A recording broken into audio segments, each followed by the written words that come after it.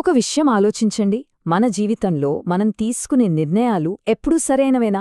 సరే, ఈరోజు మనం ఒక అద్భుతమైన పుస్తకం గురించి మాట్లాడుకుందాం.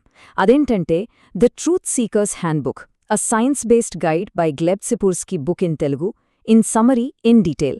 అవును, డాక్టర్ గ్లెబ్ సిపూర్స్కీ రాసిన ఈ పుస్తకం యొక్క సవివరమైన విశ్లేషణను మనం చూడబోతున్నాం. మనం మెదడు చేసే మానసిక లూపాలను సరిదిద్దుకుని అత్యుత్తమ నిర్ణయాలు ఎలా తీసుకోవాలో నేర్పించే ఒక అద్భుతమైన మాస్టర్ క్లాస్ లాంటిదిది. ఇది కేవలం థియరీ కాదు, మన ఆలోచనా విధానాన్ని పూర్తిగా మార్చేసే ఒక ప్రాక్టికల్ గైడ్. సరే, ముందుగా ఈ విషయం గురించి లోతుగా ఆలోచిద్దాం. ఈ నిర్ణయం తీసుకోవాలన్నా వెంటనే మన మనసుకు తట్టే మొదటి ఆలోచన లేదా ఆ గట్ ఫీలింగ్ను గుడ్డిగా నమ్మేయడం కరెక్టేనా?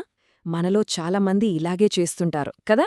కాని అసలు నిజమేంటంటే చాలాసార్లు ఈ సహజమైన భావనలే మనల్ని దారుణంగా బోల్టా కొట్టేస్తాయి. సరైన నిర్ణయాలు తీసుకోవడానికి కేవలం మన సహజమైన అంతర్దృష్టిపై ఆధారపడటం ఎంత ప్రమాదకరమో ఈ పుస్తకం చాలా క్లియర్గా చెప్తుంది. మరి ఈరోజు మనం ఏమేం తెలుసుకోబోతున్నామంటే, మొదటగా మనలోని 2 ఆలోచన విధానాలు, ఆ తర్వాత కాగ్నిటివ్ బయాస్లను ఎలా జయించాలి, మన సంబంధాల్లోని నిజాలను ఎలా గ్రహించాలి, నిర్ణయాలు తీసుకోవడానికి ఉపయోగపడే 7 దశలు, మరియు చివరగా ప్రో ట్రూత్ ప్లెడ్జ్. ఇవన్నీ ఒకదాని తర్వాత ఒకటి వేగంగా చూసేద్దాం. ఇక ఏమాత్రం ఆలస్యం చేయకుండా 2 ఆలోచనా విధానాలు, ఏనుగు మరియు మావటివాడు అనే మనం మొదటి విభాగానికి వెళ్దాం. ఇక్కడ గమనించాల్సిన చాలా ఆసక్తికరమైన విషయమేంటంటే, మన మెదడు 2 విభిన్న వ్యవస్థల ద్వారా పనిచేస్తుందని కాగ్నిటివ్ సైంటిస్టులు చెబుతున్నారు. ఒకవైపు ఆటోపైలట్ సిస్టమ్, ఇది చాలా ఫాస్ట్గా, ఎమోషనల్గా రియాక్ట్ అవుతుంది. సరిగ్గా చెప్పాలంటే ఒక భారీ ఏనుగులాంటిది అన్నమాట.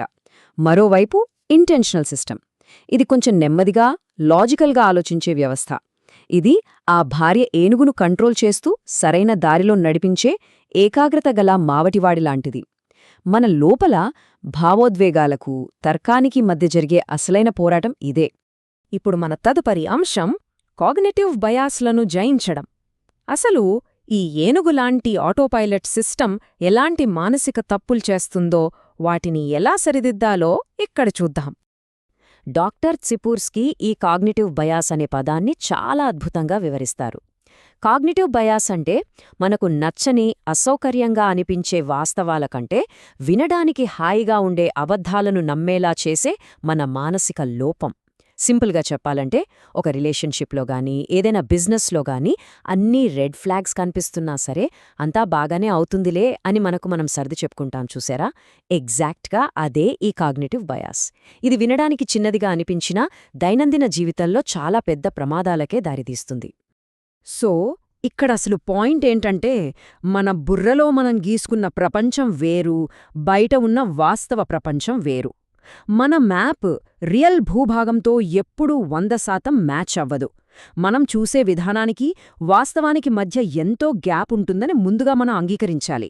ఆ అసంపూర్ణతను గుర్తించడమే సత్యాన్వేషణ వైపు మనం వేసే మొట్టమొదటి అడుగు. మనమంతా గర్వించదగిన ఫ్లిప్ ఫ్లాపర్లుగా ఉండాలి అని డాక్టర్ గ్లెబ్ అంటారు. అంటే ఏంటి? సాధారణంగా ఎవరైనా తమ అభిప్రాయాలను పదే పదే మార్చుకుంటుంటే మనం చులకనగా చూస్తాం కదా. కానీ కొత్త ఆధారాలు లేదా ఫ్యాక్ట్స్ తెలిసినప్పుడు మన నమ్మకాలను ఎప్పటికప్పుడు మార్చుకోవడమనేది నిజానికి ఒక సూపర్ పవర్.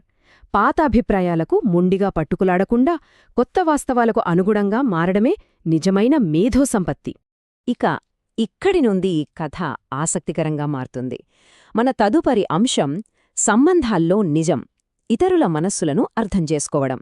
ఈ భావనలు మన స్నేహితులు, కుటుంబ సభ్యులతో వ్యవహరించేటప్పుడు ఎలా ఉపయోగపడతాయో చూద్దాం. మనలో చాలామంది ఎదుర్కొనే మరో పెద్ద సమస్య ఫాల్స్ కన్సెన్సస్ ఎఫెక్ట్. అంటే పక్కవాళ్లు కూడా అచ్చం మనలాగే ఆలోచిస్తారని అతిగా ఊహించేసుకోవడం. ఉదాహరణకు, మన ఆఫీస్లో వాళ్ళు లేదా మన ఫ్రెండ్స్ మన రాజకీయ అభిప్రాయాల్నే సపోర్ట్ చేస్తారని మనం గట్టిగా నమ్మేస్తాం. తీరా వాళ్ల ఒపీనియన్స్ వేరని తెలిసాక ఒక్కసారిగా షాకవుతాం. ఇలా ఇతరుల మనసులను అంచనా వేయడంలో ఫెయిల్ అవ్వడం వల్లే మనకు అత్యంత ముఖ్యమైన సంబంధాలు కూడా ఈజీగా దెబ్బతింటే. మరి వాస్తవాలను ఏమాత్రం నమ్మకుండా మొండిగా వాదించేవారితో ఎలా డీల్ చెయ్యాలి? దానికి ఈజీఆర్ఐపి, ఈ గ్రిప్ పద్ధతి అద్భుతంగా పనిచేస్తుంది. ఇందులో మొదటి స్టెప్ భావోద్వేగాలు ఎందుకుందో తెలుసా? ఒక వ్యక్తి కోపంగా లేదా ఉద్రేకంగా ఉన్నప్పుడు ఎన్ని వాస్తవాలు చెప్పినా వాళ్ల బుర్రలోకి వెళ్ళవు. ముందు వాళ్ల ఎమోషన్స్ని కూల్ చెయ్యాలి. ఆ తర్వాత వాళ్ల లక్ష్యాలు, వారితో మనకున్న సంబంధం, అప్పుడు సమాచారం, చివరగా పాజిటివ్ ప్రోత్సాహం. ఈ ఆర్డర్లో వెళ్తేనే వాళ్ల మైండ్ సెట్ను మనం సానుకూలంగా మార్చగలం. రైట్. ఇక తదుపరి విభాగానికి వద్దాం. అదే నిర్ణయాలకు 7 దశలు.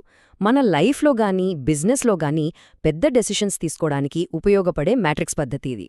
ఇది చూస్తే మీకు ఎంత అద్భుతంగా అర్థమవుతుందంటే, మనమొక కొత్త ఊరికి వెళ్ళాలి అనుకున్నప్పుడు కేవలం ఎమోషన్స్ మీద ఆధారపడకుండా లాజికల్గా ఎలా ఆలోచించాలో ఈ డెసిషన్ మ్యాట్రిక్స్ చూపిస్తుంది.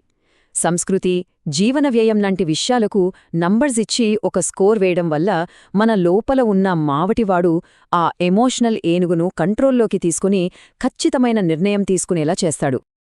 అలాగే దీంట్లో ప్రీమార్టమ్ అని ఒక వ్యాయామం ఉంది. వినడానికి కొంచెం భయంగా అనిపించినా ఇది చాలా పవర్ఫుల్. ఒక కొత్త ప్రాజెక్ట్ మొదలుపెట్టే ముందే అది 100% ఫెయిల్ అయిపోయిందని ఊహించుకోవాలి. అలా ఎందుకు జరిగి ఉంటుంది అని ముందే కఠినమైన కారణాలు వెతికి వాటికి పరిష్కారాలు రాసుకోవాలి.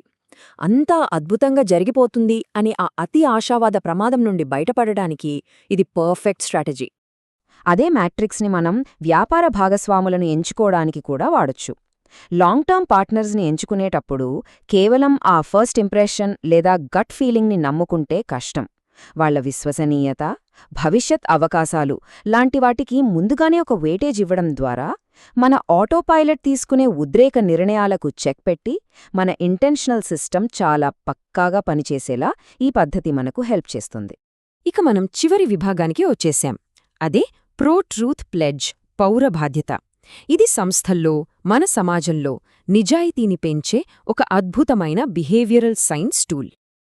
ఫేక్ న్యూస్, అబద్ధాలు లేకుండా ఒక ఆరోగ్యకరమైన సమాజాన్ని నిర్మించడానికి కొన్ని నిర్దిష్టమైన రూల్స్ ఈ ప్రతిజ్ఞలో ఉన్నాయి. ఏదైనా విషయాన్ని గుడ్డిగా నమ్మేయకుండా ముందుగా వాస్తవాలను ధృవీకరించడం, పూర్తి నిజాన్ని చెప్పడం, మనం ఎక్కడి నుంచి సమాచారం తీసుకున్నామో ఆ మూలాలను ఉదహరించడం లాంటివి పాటిస్తే చాలు. ఇలాంటి పనుల వల్ల ఎలాంటి పక్షపాతాలు లేకుండా సమాజంలో ఒకరిపై ఒకరికి అద్భుతమైన నమ్మకం పెరుగుతుంది. ఇది ఏదో నేను ఊరికే చెప్తున్న మాట కాదు సుమా. ఈ ప్రతిజ్ఞ తీసుకోవడం వల్ల జనాలు నిజాలు పంచుకోవడంలో, నిజాయితీగా వ్యవహరించడంలో గణనీయమైన మార్పు వస్తోందని చాలా పరిశోధనలు, డేటా కూడా స్పష్టంగా నిరూపిస్తున్నాయి. ఫ్యాక్ట్స్ బేస్డ్గా ముందుకు వెళ్లడం వల్ల సమాజంలో నిజాయితీ శాతం ఖచ్చితంగా పెరుగుతుంది. ఫైనల్గా ఒక చిన్న కాని చాలా లోతైన ప్రశ్నతో ఈ సెషన్ని ముగిద్దాం. ఇదంతా విన్నాం కదా, మరి మన లోపల ఉన్న ఏనుగును, ఆ మావటివాడిని రాబోయే మన అతిపెద్ద నిర్ణయానికి ఎలా వాడుకోబోతున్నాం?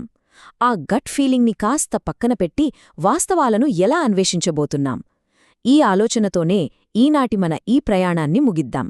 నిజం తెలుసుకునే ఈ ప్రాసెస్ మనల్ని ఎప్పుడూ సరైన దారిలోనే నడిపిస్తుందని ఆశిద్దాం.